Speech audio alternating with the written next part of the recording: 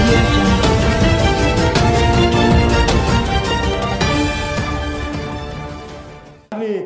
అభివృద్ధికి దూరంగా పెట్టేస్తే మరి ఎక్కడికి వెళ్తారు? వలసలే వెళ్తారు. ఇక్కడి నుంచి ఎక్కడికో దూర దూర గ్రామాలకు వెళ్తారు. ఇక్కడున్న యువతకి నిరుద్యోగానికి గురయ్యి ఫ్రస్ట్రేషన్ గురయ్యి ఏం చేస్తారు? ఇలాంటి ఉపాధి అవకాశాలు లేకపోతే అందుకే నాకు విసిగిపోయి ఎందుకు తెలుగుదేశం పార్టీ నుంచి బయటకు వచ్చారంటే వాళ్ళేదో భిక్షం పడేసినట్టు కొన్ని సీట్లు ఇస్తామంటే మీరెవరు భిక్షం పడేయడానికి? మేము భిక్షం పడేస్తాం, మీరు తీసుకోండి. ఏ ఆశ లేకుండా వచ్చాను రాజకీయాల్లోకి. పదవుల మీద ఆశ లేదు, అధికారం మీద ఆశ లేదు.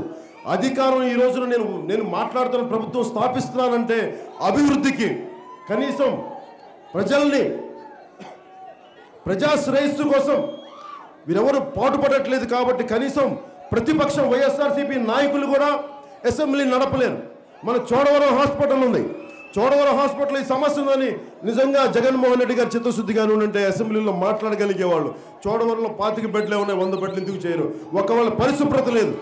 హాస్పిటల్స్కి వెళ్తాం, దేనికి వెళ్తాం? మళ్ళీ కొత్తగా జబ్బులు తెచ్చుకోవడానికి వెళ్తాం. మన చోడవరం హాస్పిటల్కి ఉన్న జబ్బులు పోగొట్టుకోవడానికి వెళ్ళి ఒకసారి వాతావరణం చూస్తే మళ్ళీ ఉన్న జబ్బులు కాదు కదా వచ్చి కొత్త జబ్బులు వచ్చే పరిస్థితికి నేను వీడియోలో చూస్తే నాకు అర్థం కొత్త జబ్బులు కాబట్టి ఏమొస్తుంది దీనికని. మరి దీన్ని మాట్లాడే వాళ్ళు ఎవరు? దీనిని ఇక్కడ పరిశ్రమలు రావాలి. ఈ పరిశ్రమలు మాట్లాడటానికి ఎవరు? ఆయన ముఖ్యమంత్రి గారు అంటారు, నన్ను ఇంకొకసారి ముఖ్యమంత్రిని చేయండి, చాలా అద్భుతం చేస్తారంటారు. మిమ్మల్ని ఒకసారి చేసాం చాలు, మీ అద్భుతాలు చూసాం, సంతోషం. మామూలుగా చాలా వైఎస్ఆర్సీపీ నాయకులు వస్తే ఎలా దోచుకునేవాళ్ళు మాకు తెలియదు, కానీ మీరు వచ్చి మనకు ప్రత్యక్షంగా చూపించారు. అక్కడ శారదా నది కింద వంతినే మొత్తం పిల్లలతో సహా బయటకు వచ్చి లోపల బయటపడుతున్నాయి. మీరు చేసిన ఇసుక మాఫియా దోపిడీకి చోడవరంలో ఉన్నంత ఇసుక దోపిడీ ఆంధ్రప్రదేశ్లో ఇంకెక్కడ లేదు, అంత ఇసుక దోపిడీ.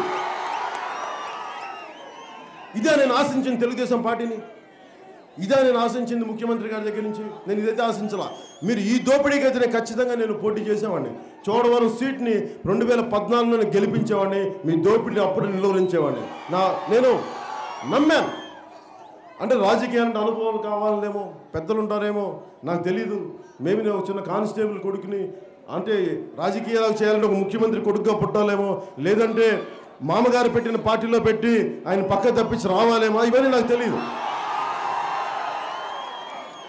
ఏదో ఓ చిన్నపాటి ఉద్యోగ కొడుకుని మీ అందరి ప్రేమ వల్ల యాక్టర్ని అయ్యాను. దాంట్లో ఎప్పుడు నాకు ఆనందం లభించలేదు, నాకు ఎప్పుడు ఆనందం రాలా. నేను అవన్నీ భయపడి ఆలోచించి భయపడడం అంటే నేను వారికి భయపడి కాదు. ఓట్లు చీలితే మళ్ళీ మనకి ప్రభుత్వం రాదేమో, ప్రజా సంక్షేమానికి పథకాలు దెబ్బతింటాయేమని చెప్పి నేను వాళ్ళకి సపోర్ట్ చేస్తే ఈ రోజున నాకు చోడవరంలో కూడా ఇసుక దోపిడీ చూసి, ఎందుకంటే రాత్రులు వీడియోలు మన జన సైనికులు ఎవరో పంపించారు నాకు. ఆ పంపించిన వీడియోలో ఏదో ఒక తిరణాల్లాగా లారీలు వస్తున్నాయి, వెళ్తున్నాయి, ఇసుకలు తవ్వుకుంటూ వెళ్ళిపోతున్నాయి. ఆ వీడియోలన్నీ చూశాను నేను.